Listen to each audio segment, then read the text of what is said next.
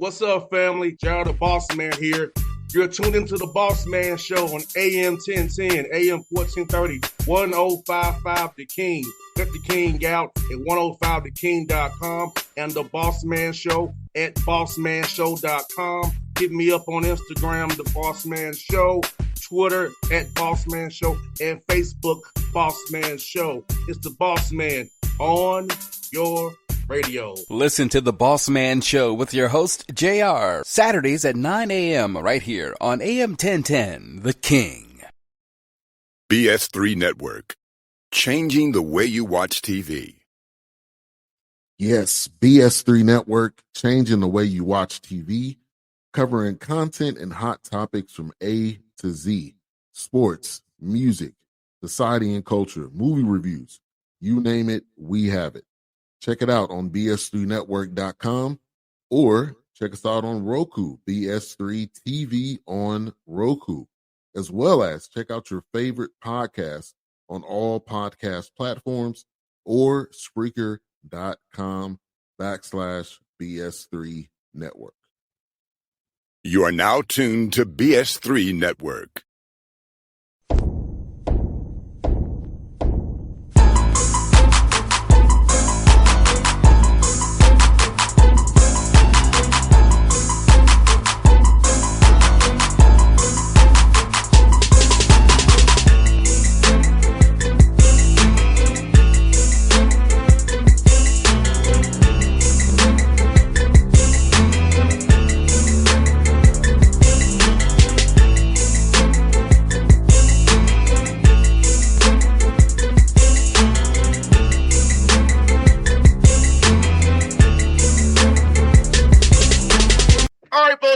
Bossman Show. Here we are. We have him, Florida State Seminoles head coach Loucks, will be on the Bossman Show. Luke, good to see you, man. How do you down there in Tallahassee, man? Man, life is good in Tallahassee. When I'm here, I've been on the road, baby. The July recruiting schedule, the whole summer has been intense. We're recruiting a lot of good kids, across the whole country. Obviously, as we build the program, we want to focus on the South. We want to focus on Florida and Georgia. But there's a lot of good players coming up. So our staff's done an incredible job putting me in the places I need to go. Went overseas twice to see some action over there. Saw the USA team win the World Cup, which was pretty cool. We're recruiting a lot of those kids. And then on top of that, fundraising, that's the name of the game. If you don't have the dough, you're not going to get far. So, going to have, dinners and coffees and lunches and breakfasts and everything in between with our donors, that have given and continue to give and help our program build. And then on top of that, we've had our boys in town. So I feel like I'm working 3 or 4 jobs at once, but I'm super grateful, man. I'm super grateful to be here in Tallahassee, to lead a program I once played for, and to hopefully get us to a level of competition where we're a national contender every year. All right, Luke, let me ask you this, man. How would you assess year one for yourself? You got 18 wins in year one. You compete like heck every night. So how would you assess year one? And how have you grown from the win talk last year to now? Yeah, I'm not really big on like preseason rankings, but to be picked 18th in the conference by a lot of national pundits, I think the highest we were picked was 15th, and to finish tied for 7th. I just overachieving expectations in year one, I think was really good for us.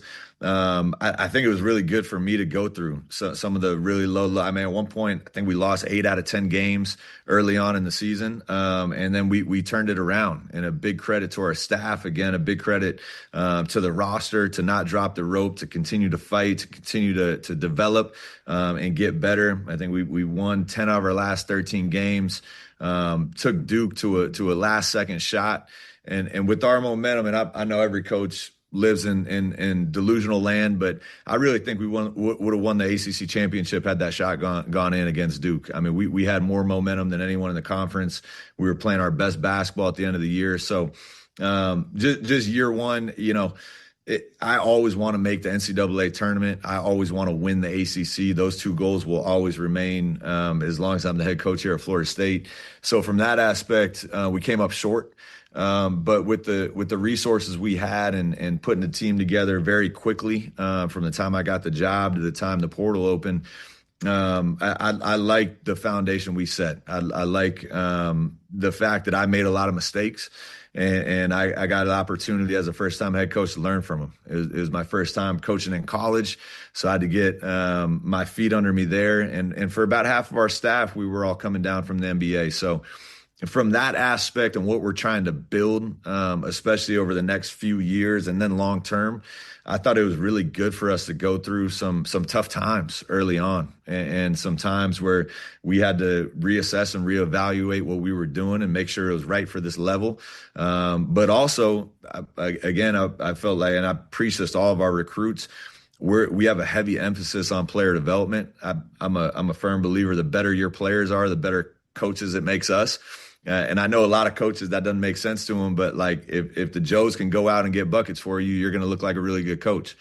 And I thought over the course of the year, we never let up on our development of our guys, and it showed up in the second half of the season. Our guys, a lot of them were transferring up from low and mid majors to the high major level, and they had to get better. And over the course of the year, I thought our staff did an incredible job and the guys did an incredible job just working. Didn't matter win, loss, you come in the next day and work. And those results showed up at the end of the season. Something I very much value in a coach and in a team, seeing a team get better throughout the year. Like, you had those tough struggles and you got better. And I know if you had that shot and not go, you had that moment. I felt the same way because I saw you getting better. And as a first-year head coach at the high major level, to have your guys get better the way you did speaks to what you and your staff did. I was really impressed with that because I know that's really a telltale sign for me if a team is really on points if they're getting better in February into March. I appreciate it, and that's one of our. I talked before we were on live here about some of our team values that we live by, and one of them is a competitive spirit. And I thought our competitive spirit got a lot better as the year went on too. We might not always have the best talent in the world. We might have nights where we can't make a shot. I think the ultimate equalizer, and really in any sport, but especially in basketball, if you just compete your behind off and give ultimate effort, and then on top of that, do it together and put the team first, those two things will even out a lot of discrepancies. And I think as the year went on, our guys started really believing in that. Like, listen, man, if shots go in, they might not go in. They go in sometimes. You might win by 20. But if you just compete at the highest level and outwork people, you're going to have a chance in every game. And even some of those games as the year went on that we lost and came up short. I mean, we lost by 3 to Virginia. They were a top 10 team. We didn't score. We didn't hit a field goal in the last 5 minutes of the game. We hit a couple free throws. We couldn't score the ball. And we still only lost by 3 points to a top 10 team in the country. And same thing with Duke. I think we put more points on Duke than any other team in the country twice. Like, we had 2 of the top 3 scoring totals against Duke. But to me, we were in those games because we were competing with them, and saying like out of the last 3 games we lost, they were all against really good teams and they were dogfights. And that was a difference from early on in the season where we were on the poor hand of some blowouts, and it just didn't sit right with me because I get it. Sometimes some nights you just don't have it. But for a lot of it, if you just lace them up and give everything you got and you work like it's the last game you're ever going to play, generally all of a sudden, some people call it luck. Generally things just start working out for you. And I think our team really bonded over that, especially as the year went on, which again, showed up in the win-loss column. And Luke, it also speaks to just individuals' mindset and many individuals' spirit, because I know me personally, I wasn't the best at basketball. I'm better at football. Yep. But being able to compete in this hustle and know my assignments, know how to get on the floor and dive, using my football skills on the basketball court and being able to shoot a corner 3, I got minutes because I don't have time to have the greatest handler in the world. I had to do it the other way to get on the court. So I know from my personal experience that, hey, if you just be game plan discipline, have that competitive spirit, that mindset, you be in a rotation and kind of have impact just by playing hard and being competitive and knowing where you need to be at all times. No question. Hey, you just talking about it, you remind me of Jimmy Graham. We used to play them. Jimmy Graham played for University of Miami on the basketball team before he went to the NFL. And he just gave all out effort, and he set the hardest screens. He would always rebound. He was the best teammate. And those Miami teams were really good because of it. And he didn't have a ton of skill. He wasn't scoring 20 a game. But he went out there and did his job and knew his role. And then obviously he showed it on the football field in the NFL and had a Hall of Fame career, one of the best tight ends in the history of the NFL. But you could see that mentality on the basketball court for University of Miami when we used to play those guys. He would set the hardest screens. He would crack you and wake you up. And I'm like, man, who is that? And 3 years later, he's an all-pro tight end in the NFL. But our guy, a lot of our guys we try to recruit have similar mentalities to what you were just saying. A lot of them got a chip on their shoulder. They're all talented. If they weren't talented, they wouldn't be playing here. But I enjoy coaching guys that have a little something extra to them, and it doesn't mean they're bad kids. We recruit great culture. Our locker room's awesome, but you can tell pretty quickly. We like to say if they got the dog in them or not. And that's something, if you don't have it, it's very tough to teach someone how to have that mentality of like, as soon as we step in these lines, it's about to be a scrap.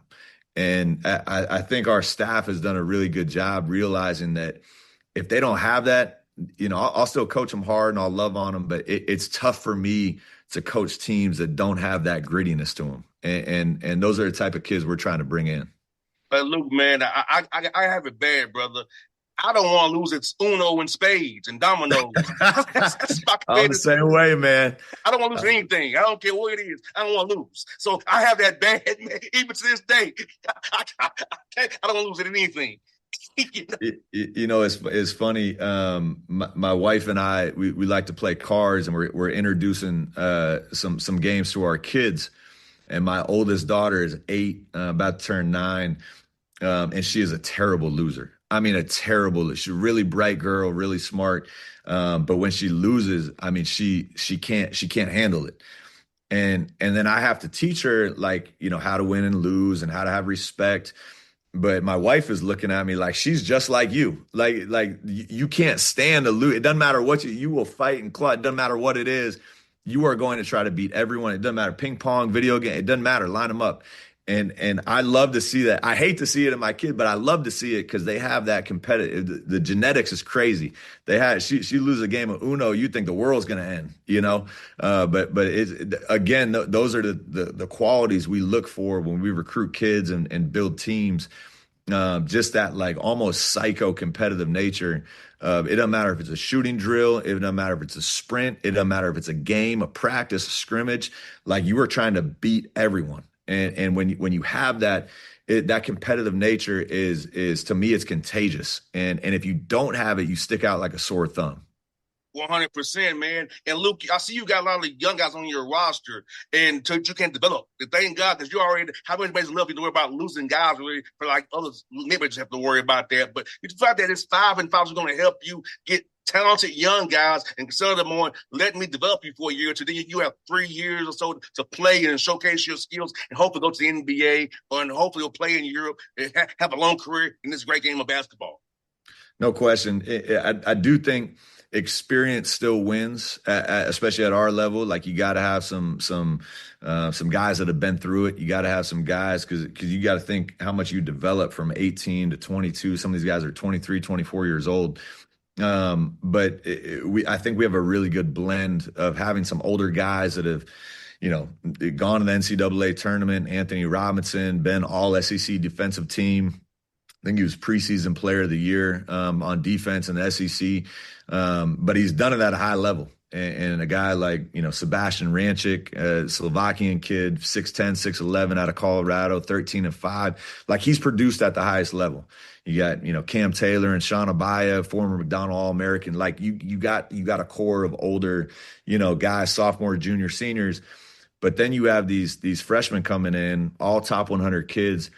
And I told all of them, if I told our staff, if we don't feel like they can step in from day one and contribute, right, we shouldn't recruit them. I don't want guys to come here and sit the bench for 2 or 3 because we'll just develop them for someone else and they'll eventually leave. We want guys that can come in and contribute from day one, that as they contribute, we develop. And I think we hit a home run on our recruiting class, man. Like we have some guys from day one that will have an impact. And a lot of these guys we have on multi-year deals, which is awesome. They understand, like, you're coming in from day one. I need you to produce, but you still have this much to grow, and we're going to help you get there. And to have that core group of guys that you can build with year over year, I think is something a lot of schools are missing right now. Just with the way the system's set up, it's like if you get good enough, well, then you just transfer to somewhere else and get paid way more. If you get really good, you go to the pros. And if you're bad enough, the coach might not want you to stay. And so there's a constant flux of like, man, we only got 2 or 3 guys coming back. Like if you can up that to 5, 6, 7 guys on a roster, and then you can really build with a core of guys that know, how our program operates, how we compete every day, how we practice. I just think it's priceless, man. No doubt that continuity piece is so very, very important. And I want to ask you about continuity in this sense. How is it cool during this time to be able to build those bonds with the guys? Because, you haven't given out minutes yet. You haven't, nobody's high rotation yet. Everybody's happy still. So how is it cool this time to really build those bonds and build that chemistry? So when these things do happen, but those meetings you have to have in your office with these guys one-on-one about playing time and how I get on the court to happen. How's it cool to have that this time of year just to be able to be brothers and enjoy each other's company down there in Florida? Yeah, that's what the summertime and the off season is about, man. You got to come in and get better every day. You got to really push yourself. A lot of minutes are earned in the summer. So you just by the way, and the guys can see it, the way guys work and who's the leader, who might be more of a follower. I never promise anyone a starting spot. I never promise anyone minutes when I'm recruiting them, but I tell them I'm going to play the guys that can help me win games. And the more you produce, the more you'll play. That's just is common knowledge. But I can't sit up here and promise you're going to start and play 30 minutes a game, because if you don't produce, you're going to be on the bench with me. And so it's really cool to watch that process take out in real time over the summer, and then obviously working into the fall when you start gearing up for real practices. But what you said is the most important thing. And if there's one thing you can get out of the summer outside of the work and the sweat and growing on the court, it's the bond and the chemistry off the court. There's a lot of different names for it. Some people call it culture. Some people call it just relationship building. To me, the best teams, just take any team in any sport, the best teams are usually the closest. Not always. Sometimes talent just wins out. But usually that bond you form off the court with your teammates carries over to on-court production. And especially in a team sport, if you don't trust the guys next to you, it's going to be really hard to win at the level we want to win. And the only way to earn that trust and gain that trust is to spend time with each other. And so this summer has been awesome, man. At least once a week, usually multiple times a week, we're getting together as a team, sometimes with the staff, sometimes without the staff, but cookouts at my house, going bowling, playing pickleball, like just doing stuff as a team off the court to really form those relationships and form those bonds and get to know each other, get to know each other's stories, what motivates you, what's your background, how's your family. Because again, you get in the heart of the season when your back's against the wall and you're on the road at Duke. If you look to the right of you and you don't know the guy you're suiting up with, it's going to be a problem. And to me, that's what's really special about this group. They have that chemistry already, and we're in July. And so every coach in America is optimistic right now. If you're not, you're probably in trouble. So I'm really optimistic about this team. I really like our guys, but I've really enjoyed over the 6 to 8 weeks in the summertime working together, watching those relationships grow and form those bonds that are definitely going to help us later in the year. The last 3 questions are from my interns from Georgia State. They got 2 more weeks with me before they go back to their regular lives, but they have 3 questions for you. And the first question they have for you, Luke, is this. With guys now earning rev share NIL, how do you help them with financial literacy and financial management so they don't blow up through all their money, understanding now that they're 1099s and they're taxed on the money that they're earning? Yeah, it's one of the first conversations we have before the first check hits. We bring them all in, explain, hey, there's this thing called the IRS, and they are coming. whether you like it or not. But we bring in professionals. So we bring in a couple different wealth management groups, some that I've had relationships with, some that, through our network at Florida State, we have relationships with. So we bring a couple wealth management people, a couple CPAs in, to just break it down with our guys. Like, hey, you don't have to go with us. You don't have to invest with us, but let's explain how this works, right? You guys get this money in, you got to pay taxes on it. You guys should all have a budget. Don't go blow your check every time it comes in on stuff that depreciates in value. You need to learn how to save. You need to learn how to invest. So just an introduction of financial literacy to our guys, I think is one of the most important things we can help with. I tell all of our kids' parents and agents and people, I'm never going to be someone's, quote unquote dad. But I do have to take on some of that responsibility when these young men play for me, just like Leonard Hamilton did for me. I call Leonard Hamilton my second father all the time because he helped me in so many different ways outside of basketball. How to treat people, how to respect people, how to look people in the eyes, how to build relationships, financially, how to take care of your business, all of those things. That ball is going to stop bouncing at some point, and these guys need to be set up for life, and they need to be set up for success.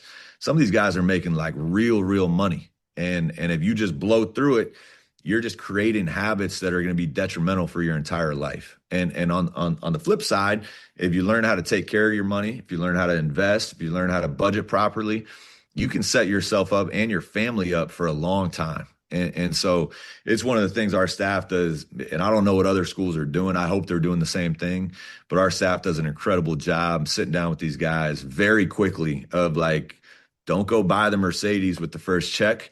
Like, we need to get you set up. We'll figure out the cars and everyone wants a nice chain and we'll figure that out. Everyone wants their shoes and all the tint and the wraps on the cars and the blink. Like, we'll figure that out. You got to set yourself up first before you can go spend on the stuff you want. And second one I have for you is this. What is your favorite part of your job outside of the basketball piece? Yeah, there's a lot of favorites. And now this is a little unusual because I played here. And my wife was an athlete here. Like, I grew up a Florida State fan, so it means a little bit more to me. I think one of the big things that I love, and this is just my personality in general, I love, building relationships and talking with people. I could talk basketball and sports and football all day long. And that's why every time you call, I'm on here. I love doing this, but it's special for me in town, in Tallahassee, a place I love, a place, I built my life, met my wife here. To just go around, go out to eat, to a nice restaurant, go get coffee, outside of campus, and just talk with people. That's the coolest thing for me, the excitement around this town, about what we're building specifically with basketball. But then to have my family grow up in this atmosphere is the coolest thing. To watch, my 3, almost 4-year-old son last year go to his first football game and watch his eyes light up as the planes flew over, for the national anthem. Like, those are the priceless experiences as a father that you just can't replicate anywhere else. And so that's probably my favorite part of the job, just being back in Florida, in Tallahassee. A lot of my career before this, I played professionally overseas and in the minor leagues. All of my coaching experience was on the West Coast, with Golden State, with Phoenix Suns, with Sacramento. So to be back on the East Coast in Florida, in the South, and especially a place I love, is so special to me. And then the second part, and I touched on it a little bit, to have an impact on young men becoming men. That's something that all of our teammates, we talk about the impact Leonard Hamilton had on us, to set us up for life, to what's important. This basketball thing is really important because it's a livelihood thing, and we all love the game. We love to compete. But again, eventually that ball stops bouncing, and your character, how you're built, what kind of husband are you going to be? What kind of father are you going to be? Like, those are the things that are important in life. And to have that impact on these young men, you have it a little bit in the NBA. A lot of those dudes are still young coming up and they get drafted. But for the most part, I was coaching guys that were around the same age as me, and they already had most of what they had figured out. They had wives and kids just like I did. So just that different timeline to coach these young men has been really rewarding for myself. And last one they have for you is, Luke, is this: if you wasn't a head basketball coach, what would your career path be? That's a good question. It would be difficult for me not to do something in sports. I'd probably be in the front office somewhere. If sports was totally out of it, man, I don't know. I actually tried one of the off seasons where I got hurt and I had a long off season. I did some medical sales with one of our former players here. He's a super successful guy, has his own couple of own companies. I worked for him in medical sales and did pretty well. But I did not enjoy it because it wasn't sports. And now you can do it. You can make a really good living doing it. But I did it for a couple months with him, and I had a blast. It was something new, and you're in there selling stuff to doctors and going to meet with people. It wasn't hard. I would probably run some type of business. I've always at some point I want to either open like a small restaurant, lounge, or a coffee shop. Because again, I love bringing people together in a good environment and talking with people in the community. So something up that alley, run some sort of business or some sort of restaurant or lounge in town and have a nice little spot to hang out. We're up the same idea, Luke, because I'm invested in 2 barbershops here in Atlanta. There you go. So, yes. I love it. Hey. I just got cut this morning, man. Hey, and that's one thing, man. I had this guy who ran a barbershop, and then he had a speakeasy in the back. Like it was like a secret speakeasy in the back. It was the coolest spot. And I was like, now if you added like a sneaker store on the side, it would be hitting like all of my, I love live music, I love sneakers, and I love getting a clean cut every week. And so if you could somehow incorporate all of those things into one, I don't know if it would make any money, but I'll be happy. Let me tell you about our plaza that we invested in, Luke. We have a cleaners next door, a gas station, the barbershop and salon and nail shop, all in the same plaza. I love it. That's on the great, west side man. of Atlanta. So that's one of another barbershop is there, CAU and Morehouse. So I love it. It's easy money because people is trafficked there. And we give college kids discounts for haircuts. So what's your ID? And so for me, going from the football field to the radio game now, been successful enough so I can invest now using my degree. So like you said, the ball does stop bouncing. At least I'm still near sports with the radio thing and with the barbershop. I'm right down the street from Clark and Morehouse. So it's right there. So that's man, incredible. It's great. Yeah, that's incredible. That's incredible. Yes, indeed. Well, Luke, man, thank you for your time today as always, brother. I think that's my entrance questions as well because I'm trying to show them the way, man. I'm trying to give them some hope to get to where I am today at Georgia State. So hopefully they did pretty good with their questions for you, man. Hopefully they'll enjoy this experience they've had this summer with me these next 2 weeks. Great questions, man. And like always, I appreciate you having me on, man. I really do. Anytime, look forward to do it again real soon. I hope we're talking again in March when we go to the big dance. There we go. Go Noles, baby. BS3 Network. Changing the way you watch TV. Yes, BS3 Network, changing the way you watch TV, covering content and hot topics from A to Z. Sports, music, society and culture, movie reviews. You name it, we have it. Check it out on bs3network.com or check us out on Roku, BS3 TV on Roku, as well as check out your favorite podcasts on all podcast platforms or Spreaker.com/BS3 Network. You are now tuned to BS3 Network. What's up, family? Gerald the Bossman here. You're tuned into the Bossman Show on AM 1010, AM 1430, 1055 The King.